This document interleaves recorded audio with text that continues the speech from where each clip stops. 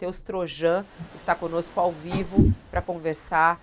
Em primeiro lugar, nossa solidariedade, prefeito, a tudo que o senhor está vivendo aí na cidade de Mussum. Bom dia, seja bem-vindo aqui ao UOL. Bom dia, Fabiola. Bom dia aos amigos do UOL. Sim, realmente nós estamos numa situação bastante complicada, porque nós tínhamos acabado de passar por um evento, por um desastre natural imenso, que já tinha comprometido boa parte da cidade de Mussum, e agora nós estamos passando por mais um evento muito extremo. Então, a gente estava ainda num período de reconstrução, e agora nós teremos que recomeçar essa reconstrução. Ainda no outro período, após o outro evento, nós já tínhamos executado através das nossas equipes e também com o envolvimento de órgãos como o Ministério Público, nós já tínhamos feito a proibição da reconstrução em áreas plenamente destruídas. Nós já tínhamos essa ação tomada. Então, além dessas áreas, também algumas áreas que, embora as casas não tenham sido totalmente destruídas, mas elas foram declaradas como áreas de risco iminente, de risco extremo, onde nós até autorizamos as pessoas a morarem, mas somente até o momento em que as novas casas ficassem prontas, que daí elas precisariam sair desses locais também. Então, nós já tínhamos essa evolução. Agora, com esse novo evento, com esse novo desastre, nós teremos que ir além dessa situação, nós teremos que expandir isso, muito provavelmente, para outras áreas da cidade também. Ô, prefeito, a gente estava ouvindo agora há pouco, né, essa exploração política que está acontecendo, dessa tragédia, desse horror, né, que os gaúchos estão vivendo. E aí eu quero fazer uma pergunta bem direta ao senhor. Como é que tem sido a ajuda do governo federal à sua prefeitura, a prefeitura de Mussum? O senhor está conseguindo conversar com o governo federal? Está recebendo algum tipo de auxílio? Ou não está recebendo auxílio nenhum? Não está sendo atendido e acolhido pelo governo federal neste momento? É uma coisa que eu sempre comentei, Fabiola e pessoal que nos acompanha, que a gente tem que ser justo, né, nesse momento. Nós não podemos usar esse momento para sermos sensacionalistas ou oportunistas pela exposição da mídia. Nós, dentro daquilo que foi alinhado naquele momento do desastre de 2023, nós fomos atendidos conforme o alinhamento, com muitos entraves burocráticos, tá? Muitos entraves burocráticos, mas fomos. A grande questão que foi falha naquele, na minha visão pessoal, primeiro, é o formato dos programas habitacionais, que gera uma demanda que vai muito além da residência propriamente dita. Por exemplo, nós aprovamos aqui em Mussum a reconstrução de um quantitativo de mais de 200 casas. Só que a casa ela é dada pelo governo federal, mas e o acesso, e a área de terra, e a terraplanagem, e luz, água, infraestrutura, enfim, esse custo exorbitante, que é até maior proporcionalmente do que a própria casa, é algo que fica meio que inviável da gente acessar somente com o recurso da casa. Nós precisamos captar recursos externos ou próprios do município para viabilizar. Então, esse é um ponto de crítica. E outro ponto de crítica do que aconteceu é em relação à economia, às empresas, aos empresários. Nós ficamos muito aquém daquilo que é necessário para reconstruir uma cidade devastada. Imaginem agora nessa situação. Então, eu sou muito transparente em dizer para vocês que, embora nós tenhamos sido atendidos em vários itens, nós tenhamos tido um acesso naquilo que estava posto, naquilo que já era a estrutura da Defesa Civil Nacional ou dos programas dos ministérios, nós fomos atendidos. Mas, no mesmo formato, na mesma linha de atendimento que nós tivemos no ano passado, sendo atendidos agora, eu lamento dizer, mas a cidade de Mussum não vai ter condições de se recuperar. A nossa economia não vai ter condições de se recuperar. As nossas famílias não vão ter condições de se recuperar, porque elas já esgotaram a sua capacidade de endividamento, já usaram de todos os seus fundos, e nós, como município, também, né, nos limitamos plenamente, tanto no nível estrutural quanto no nível financeiro, por tudo que tivemos que A gente investir vai no passado. falar. Mas Prefeito, quando o eu lhe senhor está perguntei de numa. receber ajuda, o senhor falou sobre a tragédia passada. Eu tô falando nesse momento agora, que é esse episódio agora do prefeito de Farroupilha que a gente ouviu. Falando, tá vendo? Aí eles estão falando sobre isso. O deputado Eduardo Bolsonaro falando as mentiras do governo federal que falam que estão atendendo. Nesse momento, o senhor está sendo atendido ou não? Não com as burocracias que passaram da tragédia passada. Neste momento, prefeito. Então, neste momento, nós tivemos algumas aprovações de planos de trabalho que nós cadastramos. Nós estamos com as nossas equipes técnicas trabalhando intensamente, dia e noite, para conseguir vencer essa burocracia, mas dessas ações imediatas de resposta, elas não são tão complexas, então a gente consegue liberar os recursos Foi mais liberado rapidamente. já algum Então, dinheiro? Já caiu algum dinheiro na conta da prefeitura do governo federal? Chegou algum dinheiro? aí que está a questão. Na conta não caiu. Na conta não caiu. Sou Nem bem um transparente em centavo, falar. nada até agora. Não, mas nós temos os planos aprovados. Eu preciso ser justo em dizer isso, tá? Então, é essa divergência que a gente tem que evitar ter. Outra situação importante dentro desse tópico também que eu quero colocar para vocês. Apoio externo. A gente tem uma demanda muito grande aqui. Nós vamos precisar de maquinários de apoio do Exército, enfim, essas estruturas que da outra vez nós acabamos captando com muita briga, mas acabamos captando que nos é ausente agora e que a gente precisa que realmente tenha um olhar diferente, Agora, porque é uma cidade em incidência de tragédia. É isso que a gente tem que deixar claro. perfeito. Essa reincidência a que o senhor se refere permite que o senhor faça comparações, né? O senhor viveu já uma tragédia, vive agora uma tragédia ainda maior. O que eu queria lhe perguntar é, à luz do que o senhor observa, o que foi aprovado no Congresso, o reconhecimento da calamidade, o que foi anunciado ontem pelo presidente Lula, é um pacote lá com 51 bilhões de reais, empréstimos, antecipação de benefícios trabalhistas, sociais. Pelo que o senhor observa, o que está sendo feito agora lhe parece adequado? Lhe parece que vai suprir as necessidades dos municípios gaúchos? O senhor ainda tem dúvida? Qual é a sua expectativa à luz do que o senhor observa, à luz das providências que já foram adotadas? Eu acredito que é cedo para a gente afirmar, porque nós tivemos um anúncio. Agora, quando a gente fala do anúncio para ir para execução, a gente tem uma distância entre isso, porque ano passado também nós tivemos o anúncio, por exemplo, do juro zero das empresas, que não aconteceu.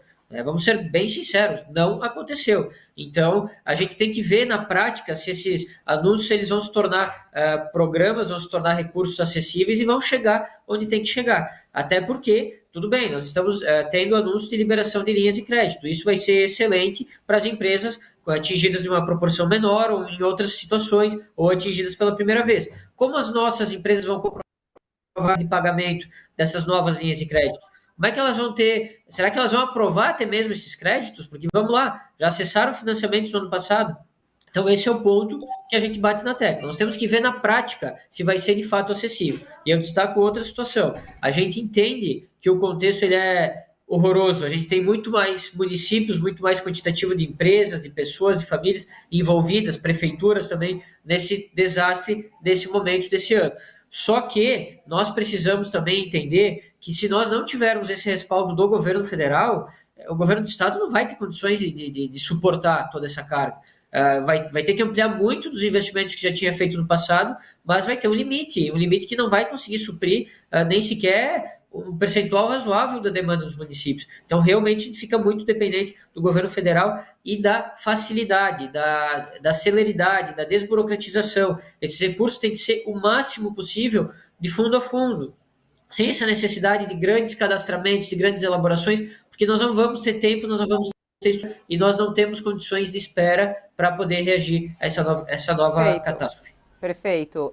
Na reportagem hoje do Jornal Folha de São Paulo, que é a nossa manchete aqui, né, fala de duas cidades, a sua cidade de Mussum, que o senhor é prefeito, e a cidade também de Roca Salles, né, duas cidades que foram fortemente afetadas, a sua pela segunda vez, e nessa reportagem o senhor fala que ao menos 30% das construções terão que ser transferidas para outra área. Como é que será essa nova cidade de Mussum? Que construções são essas? Como é que vai ser essa mudança? Quer dizer, são bairros que vão deixar de existir? A cidade não será como ela é hoje? Perfeito. A cidade já não é como ela era antes, né? Nós já estamos com ela, boa parte dela destruída por conta do que aconteceu no ano passado. E realmente agora nós vamos ter que ampliar isso. Nós já tínhamos políticas em andamento, programas em andamento, com incentivos para empresas com algumas áreas de terra já em locais com infraestrutura fora da área de inundação, para elas se reinstalarem dentro da própria cidade. Nós já temos essa questão da desapropriação de áreas para a reconstrução das casas, via programas do governo federal ou do governo do estado, essa desapropriação feita pelo município e pelo estado em uma das 4 áreas que nós desapropriamos. Então, a gente já tinha esses programas avançando. Parte do problema, que foi recorrente agora, será resolvido com o que já estava andando. O que nós precisamos agora? É expansão, é desapropriar novas áreas de terra e fazer projetos urbanísticos nessas novas áreas de terra, é conseguir dar condições com que os projetos possam acontecer o mais rápido possível, para que a gente tenha uma oferta para os empreendedores, tenha uma oferta para as residências que, porventura, não foram destruídas, mas as famílias, obviamente, não querem mais ficar em área de inundação, querem ir para áreas seguras, e que a gente precisa, enquanto município, adotar políticas. O que vai acontecer se nós não fizermos isso? 2 situações. Primeiro, nós vamos ter uma redução populacional e econômica no município, e segundo, nós vamos ter a reincidência desses eventos, caso ocorram novamente, que vão gerar de novo os mesmos prejuízos e de novo as mesmas demandas. Então, nós precisamos acelerar esse processo e executar. A cidade vai ter que mudar de lugar, prefeito? O centro da cidade, prédios públicos vão ter que mudar de lugar? Parcialmente, uma boa parcela da cidade vai ter que mudar de lugar, sim. Não temos outra alternativa. E como é que vai ser essa mudança, prefeito? O senhor tem dinheiro para fazer essa mudança? Por exemplo, essas pessoas agora que estão fora de casa, elas vão morar onde até essas novas construções? Quem vai bancar isso? Então, aí que a gente entra nesse outro fator. É por isso que eu digo que nós não podemos ser atendidos da mesma forma que fomos em 2023. Nós precisamos expandir muito. Quando fala de fazer uma cidade nova, ou pelo menos parte da cidade nova, nós estamos falando de dezenas de milhões de reais. A capacidade de endividamento do município é limitada e a capacidade de recursos próprios já foi esgotada. Então, parte das políticas, talvez, para as primeiras situações, das famílias que perderam as suas casas, das empresas que foram devastadas, nós estamos conseguindo, de alguma forma, atender mais rapidamente. Mas o que vai além disso, toda essa reconstrução, esse remodelamento da cidade, esse redirecionamento da cidade, vai ter que vir recursos pesados e que sejam de fontes federais, porque não adianta eu chegar para o governador agora, com mais de 400 municípios destruídos, e pedir que ele me ajude a remanejar a cidade inteira. É uma realidade que eu acredito que hoje seja somente de Mussum e Roca Salles. Talvez essa situação mais extrema, né? Mas é uma realidade dura. As famílias, elas estão sendo mantidas nesse momento em outras propriedades pelas políticas do aluguel social. Então, nós estamos pagando aluguel social, parte desse recurso vem do município, parte vem de recurso do Estado e parte vem de recurso da União. Mas nós estamos pagando esse aluguel que tem uma certa garantia de recursos por 1 ano após o desastre de setembro. Agora nós já vamos ter que trabalhar para postergar isso, para prorrogar isso, por pelo menos 1 ano após esse novo evento de maio, para que a gente tenha esse tempo para remanejar as famílias minimamente. Prefeito, essa emergência... O Abrúcio, ele precisava sair... você pode ficar mais um pouquinho, Abrúcio? Precisa sair de qualquer maneira. Ele tinha um compromisso agora às 11 horas. Eu posso. Pode, vai lá, Josias, desculpe. Prefeito, essa emergência obriga, por assim dizer, os municípios a elaborarem projetos meio em cima do joelho, né? O senhor vai ter que fazer surgir um pedaço novo de cidade em ritmo cinematográfico, aí, em ritmo de truque cinematográfico, né? Isso prejudica o planejamento? O senhor se sente apto a fazer algo que seja consistente? E eu lhe pergunto que aquelas casas que começaram a ser construídas por conta do desastre do ano passado, do dilúvio do ano passado, elas foram atingidas agora, as novas casas, por essa enchente, ou elas estavam em local seguro? Como é que o senhor vai selecionar esse local seguro? Ele será de fato seguro? Ele está numa altitude significativa? Bom, primeiramente, para a gente explanar para vocês da situação das casas que foram contempladas, digamos assim, no ano passado. Elas não estão em construção ainda, tá? Sou muito transparente em dizer. E por um motivo muito simples, a complexidade da elaboração desses projetos. E aí, quando nós conseguimos, de fato, aprovar o recurso propriamente dito, nós tínhamos a demanda das áreas de terra. E aí nós desapropriamos as áreas de terra. Só que nós precisamos agora concluir os projetos para que a gente possa fazer a infraestrutura mínima de terraplanagem, de acesso, para começar a construção das casas. Então, e essa terra que o senhor desapropriou, Essa terra que o senhor desapropriou não foi alcançada pelas águas dessa vez? Não, nenhuma das Se terras tivesse casa novas que a lá, gente estava bem. desapropriou. Exatamente. Só que o que acontece? Também são áreas que dependem de outros estudos, porque são áreas mais altas. Daqui a pouco nós estamos saindo dos riscos de inundação e estamos indo para os riscos de deslizamentos. Então, por isso, a nossa responsabilidade também de fazer os estudos, de respeitar esse processo de elaboração desses novos locais. Por mais que a gente saiba que existe essa angústia, que a gente precisa executar o quanto antes, é que nem vocês disseram, esses projetos a toque de caixa, feitos em cima do joelho e sem raciocinar direito, no calor da emoção, vão gerar inúmeros problemas ali na frente, que provavelmente vão travar a entrega propriamente dita das casas para as famílias. Então, todos esses processos complexos, o que a gente espera é que essa flexibilização de aprovações e licenciamentos possam ocorrer de uma maneira que nos faça ganhar tempo, pelo menos naquilo que a gente pode ganhar tempo. Ô prefeito, a gente antes estava falando sobre essa politização, né, a quantidade de mentiras. Isso tem atrapalhado o seu trabalho? Como é que o senhor analisa isso, essa briga política em meio a essa tragédia? Olha, atrapalha e atrapalha muito. Na verdade, eu acho que é o grande desafio nesse momento digital que o mundo vive e que a gente também acaba vivenciando aqui, porque todo mundo se acha dono da razão e do direito de manifestar coisas que muitas vezes não são verídicas ou de tomar decisões que muitas vezes não são apropriadas. A gente sabe que muita gente que vem de fora, eu diria que 99% das pessoas que acessam o município nesse momento, elas acessam para ajudar, elas acessam para colaborar. Mas aquele 1% talvez que vem com outras intenções ou que promove outros tipos de ações que não são verídicas ou que não são apropriadas, acaba gerando uma confusão, acaba gerando um tormento muito grande, que nos faz perder tempo, perder energia, perder talvez a celeridade que precisa no atendimento, a logística, enfim. Então atrapalha muito, e atrapalha em todas as esferas, atrapalha o município, atrapalha o Estado, atrapalha a União. Eu acho que nem eu disse no início da entrevista, nós precisamos ser sempre justos, justos nas cobranças, justos nos reconhecimentos. Isso é um dever nosso enquanto lideranças de municípios tão severamente atingidos. E é nesse ponto que a gente bate na tecla. Combater as fake news realmente é um desafio gigantesco para todos nós nos dias atuais. Certo. Prefeito... Fabíola, posso fazer um comentário, Fabíola? Pode sim. Eu estava aqui te perguntando... Eu acho que o prefeito Matheus falou é muito importante, porque numa situação de grande crise, de grande tragédia, a gente tem que adaptar os instrumentos da administração pública brasileira.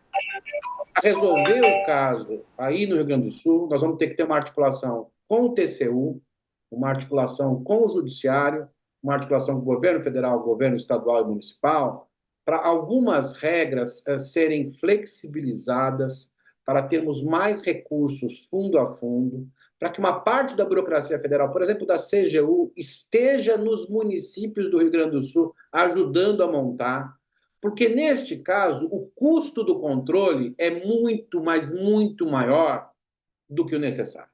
Nós precisamos salvar vidas, precisamos colocar pessoas em condições minimamente razoáveis, e mesmo que possa ter um erro aqui a colar, uma improbidade administrativa aqui a colar, neste momento nós temos que ter uma legislação para funcionamento da administração pública em casos de tragédia. Vários países do mundo têm isso. O Brasil não tem isso. Partindo do modelo administrativo, hoje eu vou até lançar daqui a 2 semanas um livro sobre paralisia decisória da administração pública brasileira. Partindo desse modelo administrativo de hoje, já é muito ruim o controle burocrático no Brasil. Num caso de tragédia, é ainda pior. Se nós não tivermos um modelo... Porque não basta o dinheiro, não basta a articulação, não basta a boa vontade. Se nós não tivermos um modelo administrativo que lide com tragédias, mesmo que ele tenha erros aqui e acolá, o custo do controle é maior do que o benefício de salvar vidas, de reorganizar cidades rapidamente. É urgente. O Congresso tem que se debruçar nisso, parar de discutir, vamos tirar área ambiental, parar de discutir marco temporal, parar de discutir bobagem. E daqui a alguns anos, prefeito, vai causar mais enchentes, mais desgraças na sua cidade, né? Os ruralistas têm que tomar juízo nesse sentido. O Brasil vai perder mercado internacional, vai matar pessoas. Mais do que discutir isso, é criar um regime jurídico administrativo para tragédias. É urgente isso. Agradeço demais a participação aqui do Abrúcio, professor Abrúcio, também do prefeito Matheus Trojão. Muito obrigada, prefeito. Força aí em Mussum. A gente vai direto para Alagoas agora, que quem está falando neste momento é o presidente da Câmara dos Deputados, Arthur Lira, ao lado do presidente Lula. Vamos ouvir o que ele está dizendo. Felizes, vocês estão satisfeitos, vocês estão sabendo do respeito, da condição e da melhora de vida. O presidente Lula tem uma coisa muito parecida com o que eu faço e com o que o meu pai faz. Nós cuidamos da vida das pessoas mais humildes. Eu queria saudar aqui ao prefeito de Maceió, JHC, pela bravura, pela ciência, pela condução desse processo. Eu queria compatibilizar a dizer que o presidente Lula vem a Maceió, vem a Alagoas para ver, presidente, o mal que está batendo e fazendo com que o nosso Brasil sofra. Apesar, presidente, da polarização, apesar, presidente, da politicagem, nós trabalhamos para esse povo que precisa, e quem mora aqui no Vergel, quem mora aqui e que vai ser atendido, está satisfeito com o seu governo, está satisfeito com o programa Minha Casa Minha Vida, está satisfeito com a Caixa Econômica Federal, está satisfeito com a Prefeitura de Maceió, que além de construir, vai ajudar com o seu governo a humanizar. E aqui eu faço um apelo, já seguindo as orientações do novo formato do Minha Casa Minha Vida, ministro Jader, que as construtoras que fazem parte desse consórcio